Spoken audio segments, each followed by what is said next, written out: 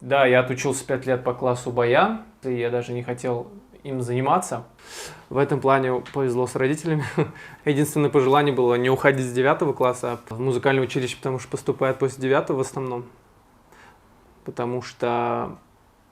Но Джалиль остается как бы местом, где я вырос, поэтому, ну там двоякие чувства, что ли, даже троякие. Питаюсь воздухом, музыкой, но не едой точно. Каждый раз растем, каждый тур это что-то новое, новый звук, новые песни. То есть уже, в принципе, можно спокойно делать концерты, состоящие только из авторских песен. Сенсис. Проходите.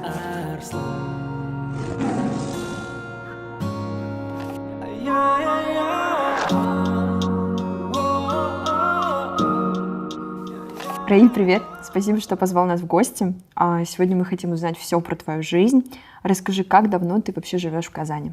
В Казани живу с 2013 года. Получается, сейчас десятилетие. Переехал, когда я поступил сюда, в Казань, в консерваторию казанскую. Так и начал жить здесь. Ты долго готовился к нашему приходу? Сколько часов убирался? Ну, убирался не так много, потому что особо не загрязняю свою территорию рабочую. Давай прогуляемся по твоей квартире. Расскажешь и покажешь нам все. Давай. Проходите. Где ты родился и провел свое детство? Так, родился я в поселке Джалиль, в Сарманском районе, Республика Татарстан. Собственно, там и рос до 18 лет. А 18 лет поступил сюда, в Казань, и переехал. Получается, 28 лет мне уже.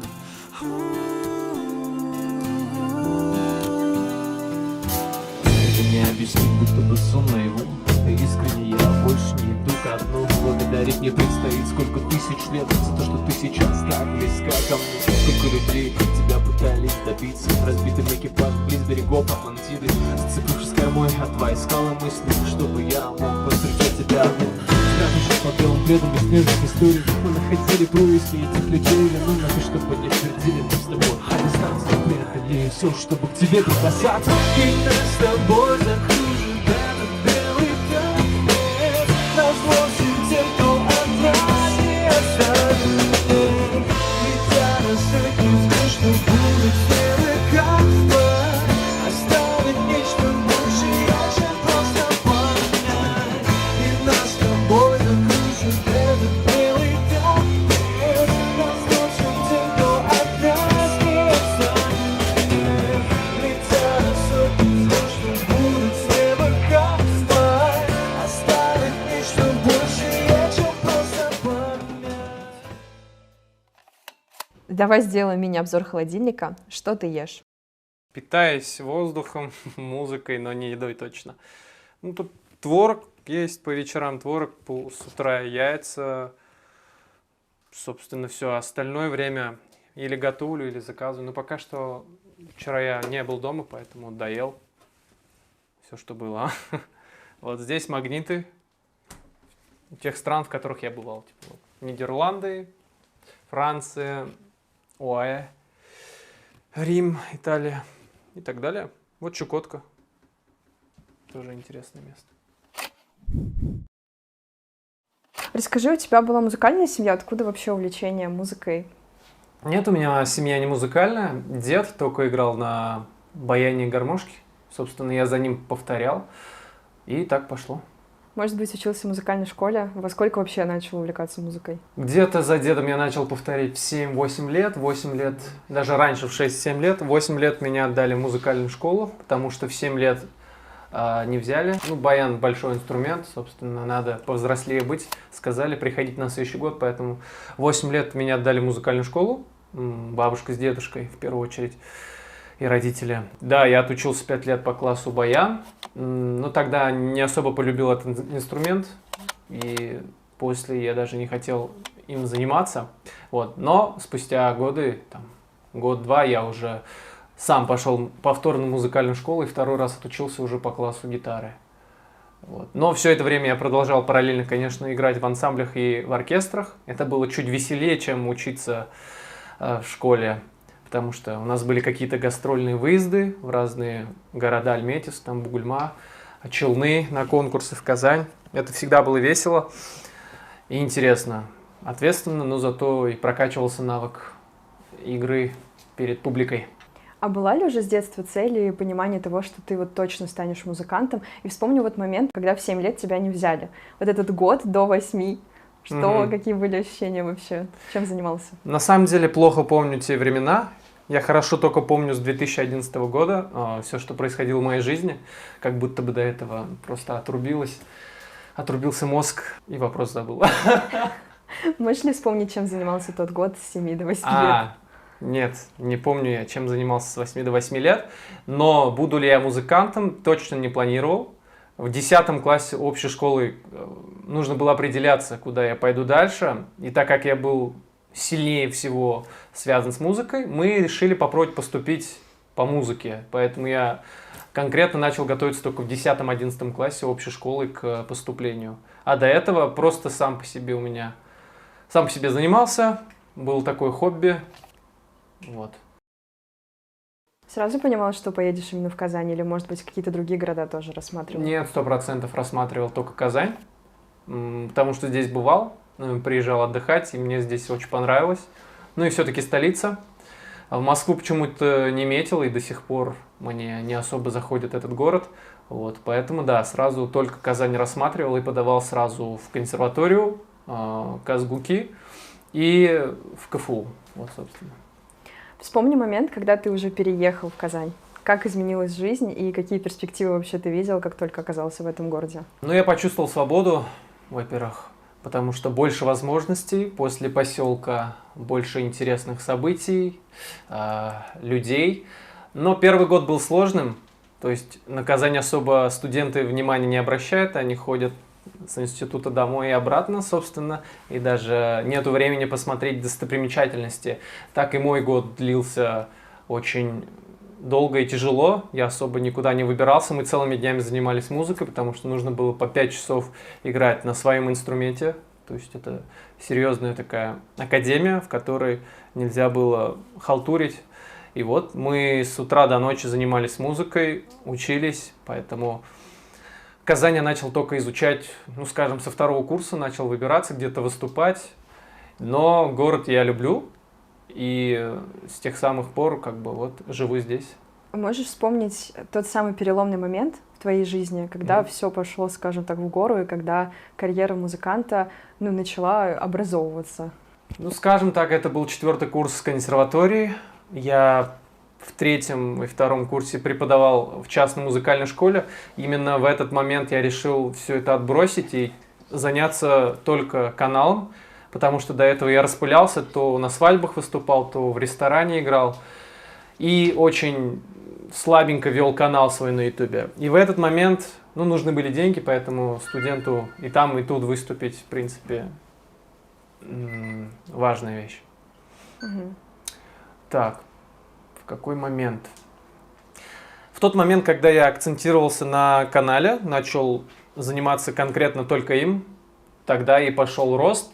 И примерно самые первые успешные ролики, я думаю, получились в армии, потому что в армии я тоже продолжал свою деятельность, несмотря на сложности, снимал ролики. И именно там они набрали первые миллионы просмотров, так скажем. Вот. После возвращения была 2-я волна известности, там 3-я, и там уже еще больше волны, собственно. Как вообще проходила съемка в армии? Как это было? Ну, не вот таким вот образом, конечно. Ну, раскрывать особо секреты не буду, это зависит от части и от, так сказать, возможностей, которые могут быть или не могут. Я мог оказаться в другом месте, у меня могло не быть.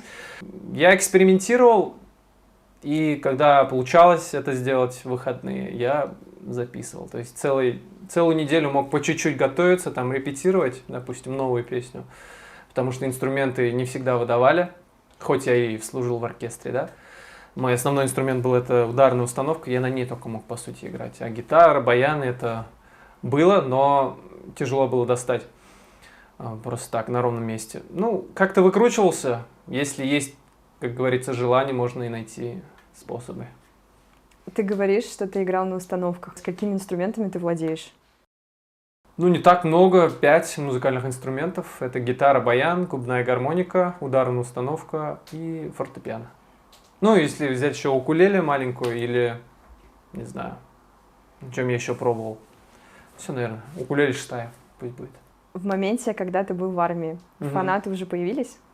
В то время в большей степени были благодарны ученики, потому что перед отъездом в армию я все эти годы записывал разборы песен, уроки игры на гитаре, поэтому в большей степени, когда меня узнавали, это были парни, которые благодарили за то, что по моим урокам научились играть. А вот конкретно уже по моим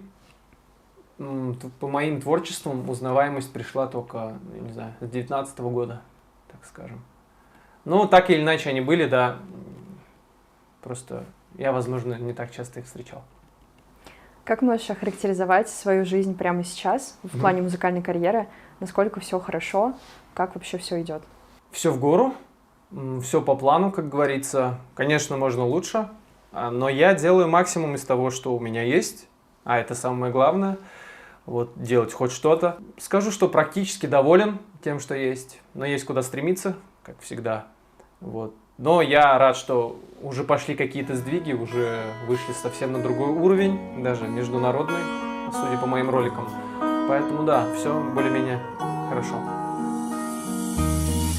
Нам по 17, и все впереди. На крыше тусовки, где встретим мы рассвет. Забыв интернет, признанием в любви, где горят фонари, на прогулке до самой зари. Если будут искать, и не говори, где мы потерялись одни. Эй, где моя юность, что грела надеждами так много лет? Ты моя юность, что так руками без сигарет. За это прошло, за один момент, посроченный огонь лет. Так быстро, что я не успел был заснуть. Эй, где моя юность, что грела надеждами так много лет? Ты моя юность, что так в руках сигарет. Все это прошло за один момент, за один момент.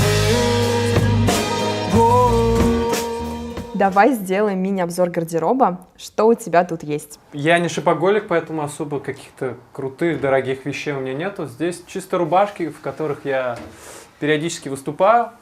Могу показать пиджачок, который недавно тоже приобрел. Вот. Я раньше не надевал, потому что выступать с баяном в пиджаке вообще очень неудобно.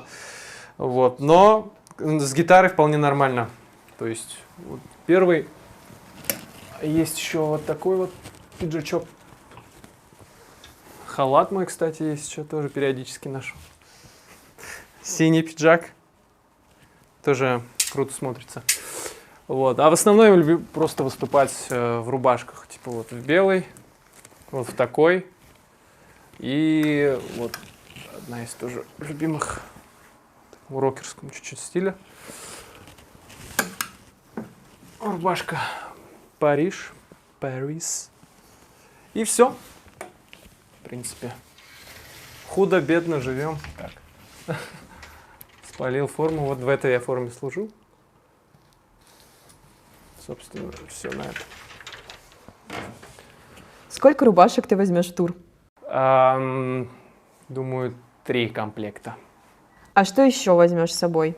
Нужно по минимуму взять, потому что у меня 2 инструмента, это всегда сложно. То есть баян сам весит 10-12 килограммов, гитара на чехле. Еще нужно куда-то вот эти деть вещи, типа для выступления пиджачок, рубашка. Потому что в туре мы будем где-то полмесяца. Посетим 7 городов, будем перемещаться по всей России, из города в город, без отдыха, так сказать. Поэтому, да, как-то нужно все скомпоновать, взять только самое нужное и успешно в Калининграде завершить тур осенний. Как часто ты сейчас бываешь дома в Джалиле? И как родители вообще отнеслись к твоему выбору музыкального пути? В Джалиле бываю, раз в полгода, обычно там на день рождения бабушки или на Новый год приезжаю, вот. Родители отнеслись хорошо. В принципе, никогда не были против тем, что я занимаюсь. Ни блогом, ни музыкой, поэтому В этом плане повезло с родителями, никаких запретов в плане выбора карьеры, института. Единственное пожелание было не уходить с 9 класса в музыкальное училище, потому что поступают после 9 в основном. Ну так принято, вот. А я ушел после 11 с полным дипломом и еще 4 года отучился в институте. Ну, в любом случае, по музыке получилось отучиться, по профессии. Есть ли трепетное чувство дома, когда ты возвращаешься обратно? Или все-таки Казань — это уже дом? Ну да, я считаю Казань уже таким более приятным местом. Но Джалиль остается как бы местом, где я вырос, поэтому, ну там двоякие чувства, что ли, даже троякие, так не говорят, конечно.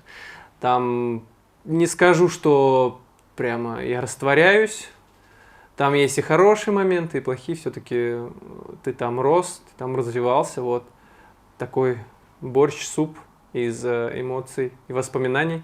Вот. В Казани максимально комфортно, куда бы я ни ездил, всегда хочется вернуться в Казань. Вот. Расскажи, как часто ты пишешь музыку, и пишешь ты ее дома или на студии, может быть, или есть какие-то места, которые тебя вдохновляют, и именно там ты ловишь ту самую музу, например?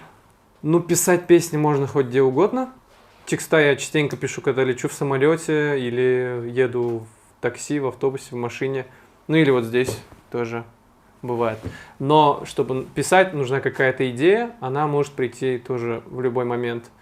Если ты уже сформировал какую-то музыку, то ты уже просто накидываешь текст, и это можно делать абсолютно где угодно. Я люблю там гулять по ночам и тоже доделывать свой текст, куплет.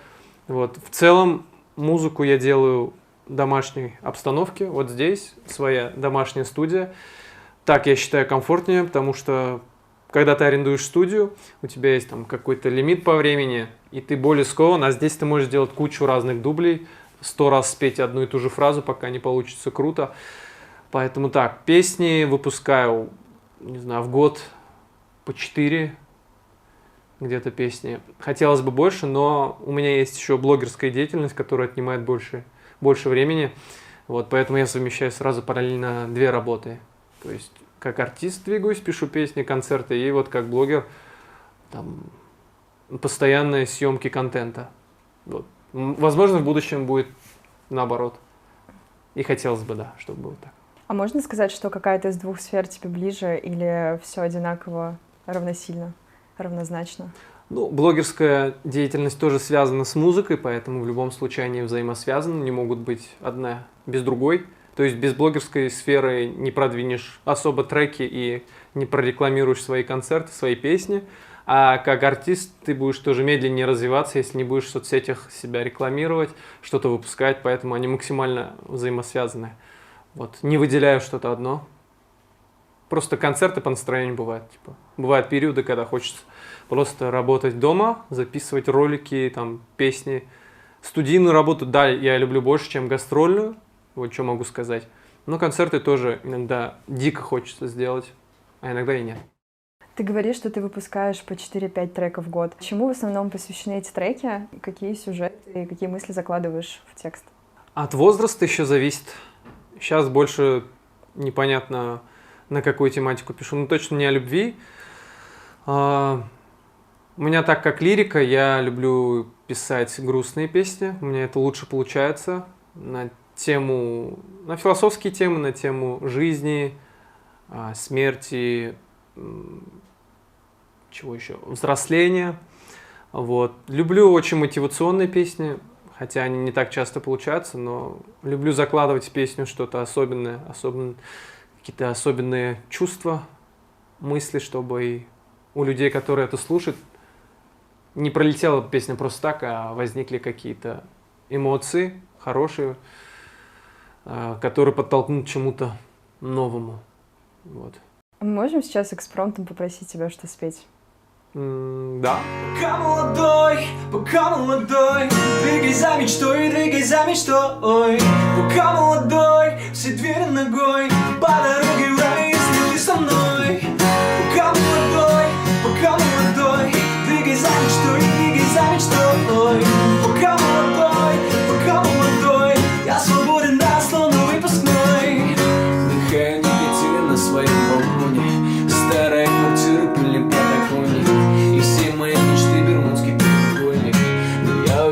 остался свой рубль. Оставить на потом загоны мудотон и ставить тает, просто тает, глядя вместе на район. Я верю, что нам повезет одним холодным днем. Даже искришь, парни, мы выходим на отлом. Не уснуть, если в голове такие планы. Снова в путь собираем чемоданы. Не забудь, наше время не вернуть.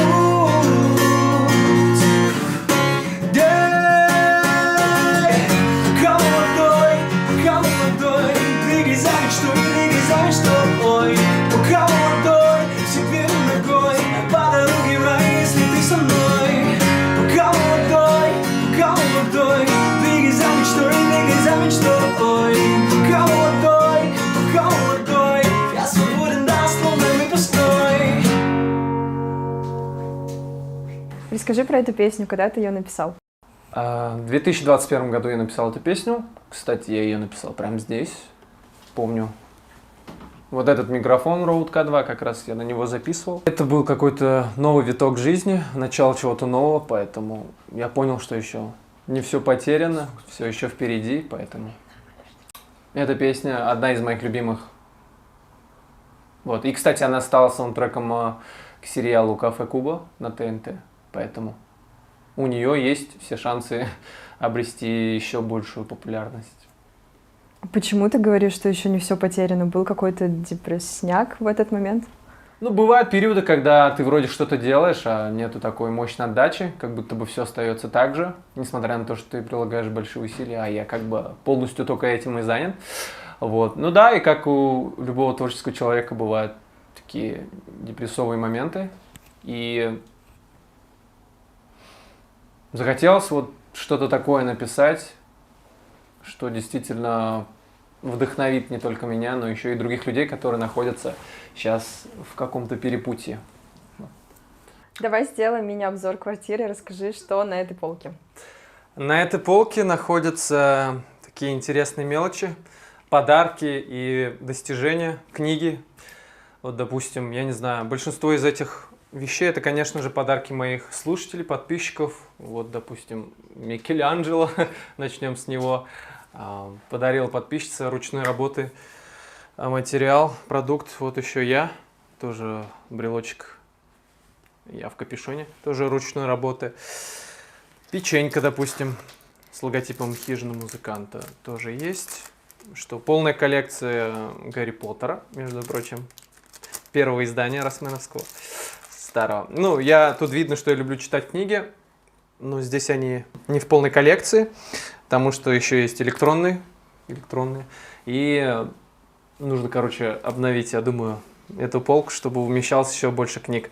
Всякие открытки интересные, тоже сделанные, так сказать, с любовью, необычные, связанные с тематикой моего канала. Вот, что у нас тут еще есть. Статуэтки, которые я сам привез, допустим, этот из Египта. Вот, шоколадки из Италии. Колизей. Это я сам привез, бывал в Италии. Вот.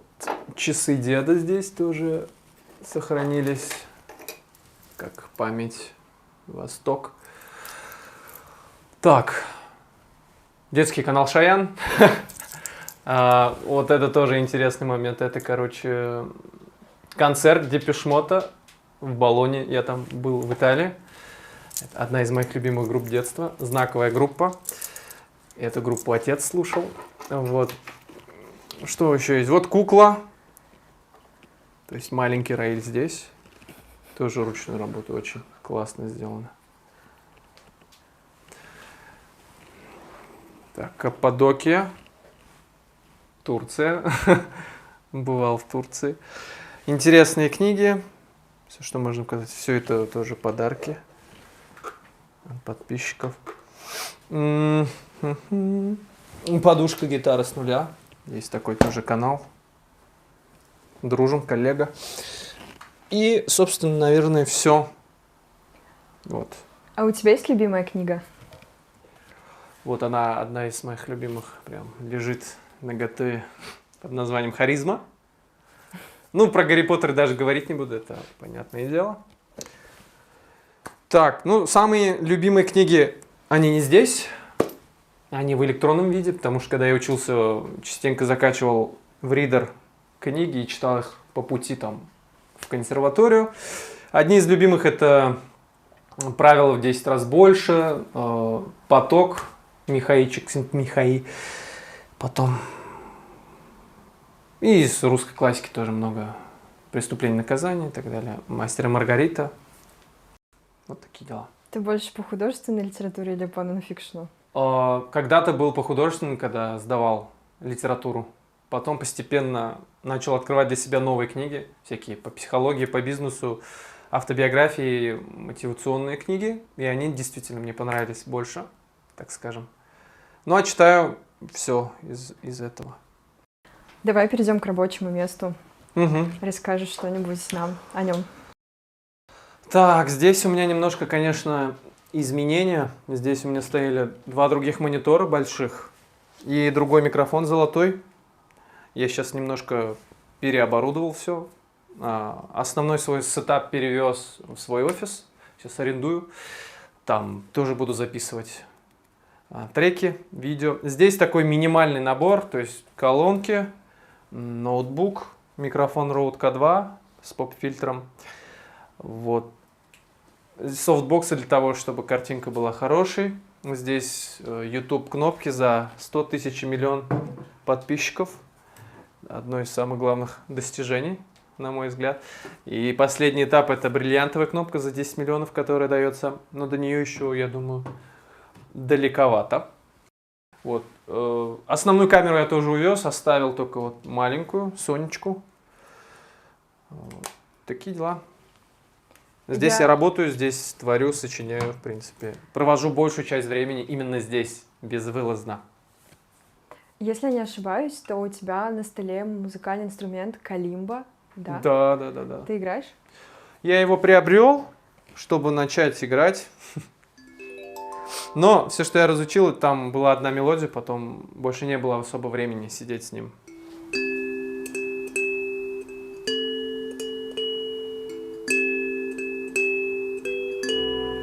Такого, чтобы...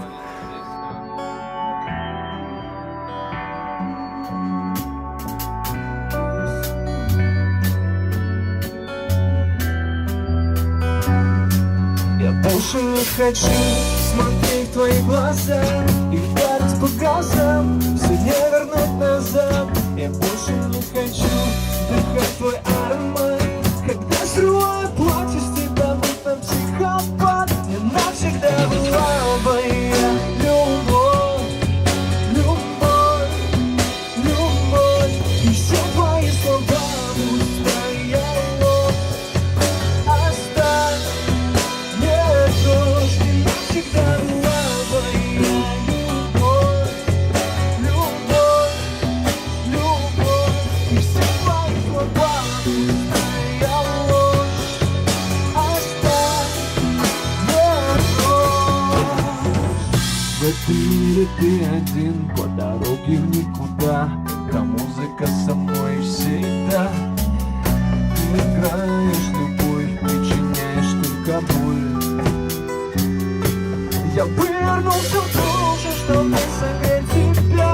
Быстро привязались, твои тупилый взгляд. Ты говорила, любишь, это была не так. Все ближе, срывай крышу, устрою тут подарок. Мне навсегда была твоя любовь, любовь, любовь. И все твои слова пустая ложь. Оставь мне дождь, мне навсегда была твоя любовь, любовь, любовь. И все твои слова пустая ложь. Оставь мне дождь.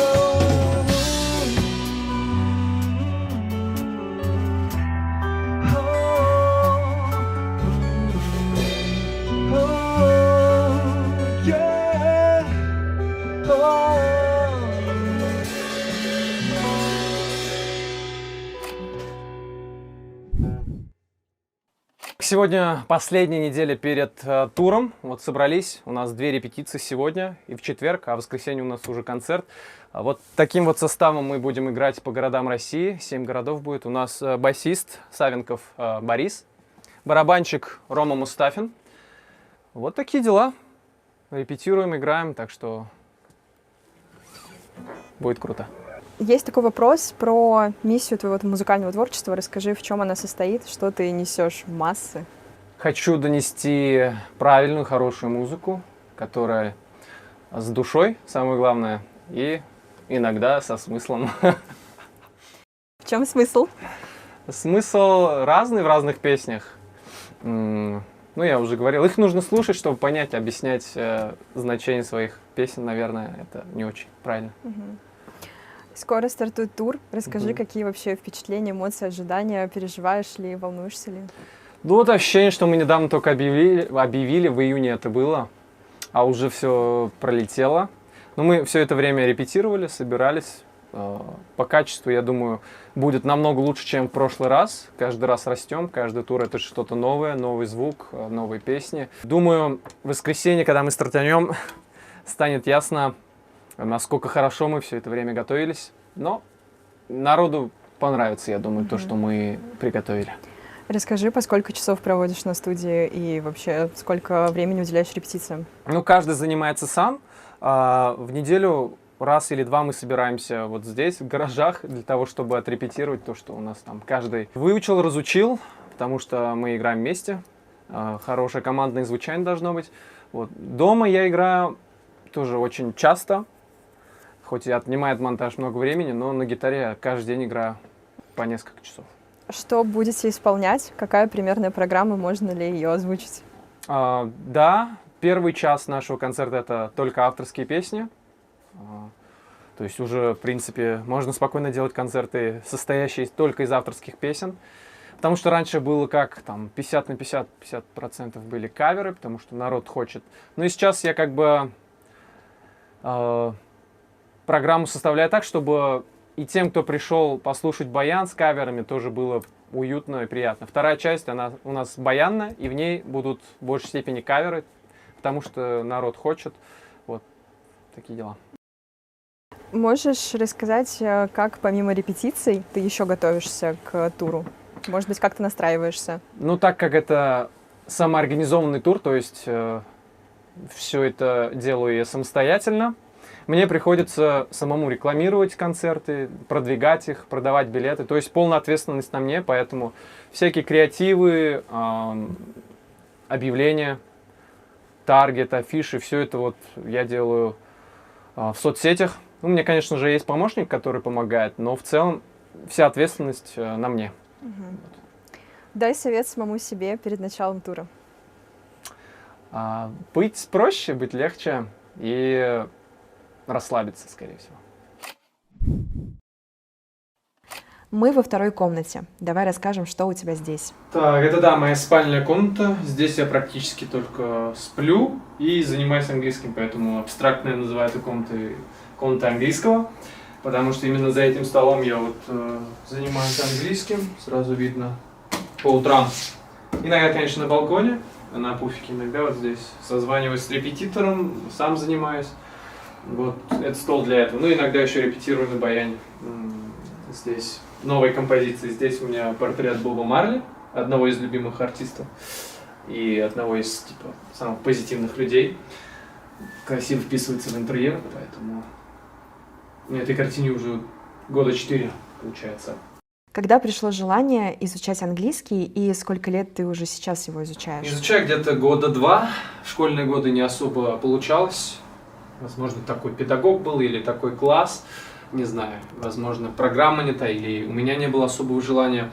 Но как только пригодилось это, а это пригодилось, как только я начал путешествовать по разным странам, плюс профессионально, это сейчас мне очень важно, потому что я вышел на международный уровень, снимаю иностранный чат-рулетку, поэтому там нужно общаться с иностранцами, играть им музыку, понимать их, по крайней мере. Ну и шутить. А чтобы шутить, нужно еще больше, глубже изучать английский. Поэтому в этот раз я взялся прям плотненько, целенаправленно по 3 направлением самостоятельно занимаюсь, на ютубе смотрю, репетитор есть, и сама чат-рулетка тоже качает навыки общения. Вот, поэтому действительно это важно, это развивает мозг, это нужно мне по профессии и, в принципе, для путешествий. Да, кстати, про чат-рулетку. Мне кажется, что часть аудитории знает тебя именно благодаря ней. Как тебе вообще пришла идея делать там ролики? Чат-рулетку я встречал множество раз на ютубе, у битбоксеров это было популярно. Вот, но самый бум на чат-рулетку пришелся, наверное, во время коронавируса. Вот, многие сидели дома, соответственно, общались через разные сайты, в том числе чат-рулетку. И блогеры начали использовать эту фишечку для того, чтобы записывать контент. Вот. Я тоже попробовал, я решил поэкспериментировать. В 2020 году я впервые записал чат-рулетку. До этого были просмотры, но они были для меня уже не удовлетворительными, хотелось больше.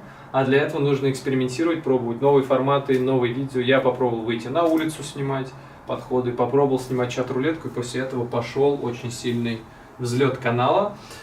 Изначально это было непросто знакомиться, общаться с незнакомыми людьми, даже через онлайн, то есть через компьютер. Постепенно набил руку и считаю, сейчас это, наверное, основной жанр моего канала. Мы заметили у тебя интересную карту в спальне. Расскажи, где ты побывал в России и в мире. Карта появилась недавно, вот с отцом повесили, хотя подарили мне ее, не знаю, полгода назад. Наша хижиняшка из Якутии сделала такой подарок, прислала.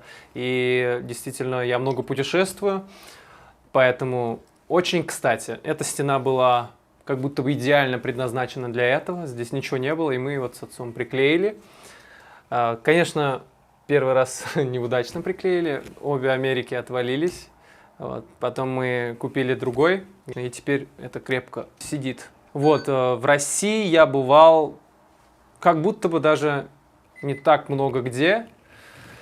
Но точно был в Анадыре, на Чукотке.